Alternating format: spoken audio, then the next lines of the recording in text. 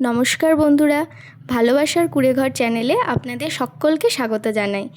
আজ অনেক দিন পর আমরা নিয়ে চলে এসেছি একটা নতুন রেসিপিটির নাম হচ্ছে সাদা আলুর দম। তো চলো আজ আমরা এটাই তৈরি করে দেখাবো তোমাদেরকে।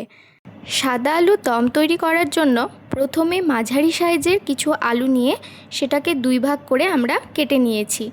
এরপর কড়াইয়ে সাদা তেল দিয়ে তেলটা গরম হয়ে আসলে অর্ধেক করা আলুগুলোকে গরম তেলের মধ্যে দিয়ে একটু লাল করে ভেজে নিয়ে তুলে রাখতে হবে।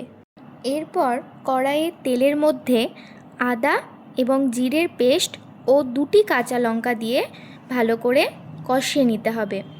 সাথে স্বাদমতো লবণ ও চিনি দিয়ে দিতে হবে।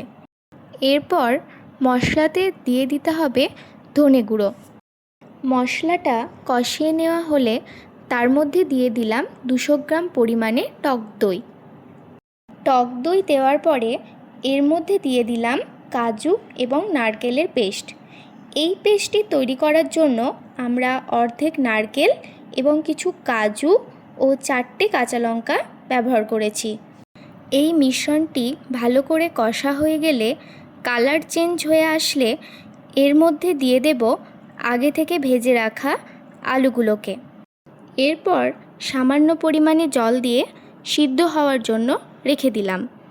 আলুগুলো সিদ্ধ হয়ে এলে আগের থেকে ভেজে রাখা ক্যাপসিকাম ও ঘি এবং সামান্য পরিমাণে গরম মশলা দিয়ে দিলেই তৈরি আমাদের আজকের নিরামিষ আলুর দম, যেটা আপনারা রুটি, নান এবং পরোটার সাথে খুব সহজেই পরিবেশন করতে পারবেন। আশা করি এই সহজ রেসিপিটা আপনাদের সকলেরই খুব ভালো লাগবে। আপনাদের ফিডব্যাক আমাকে জানাতে ভুলবেন না। আপনারা দেখছিলেন ভালোবাসার কুঁড়েঘর।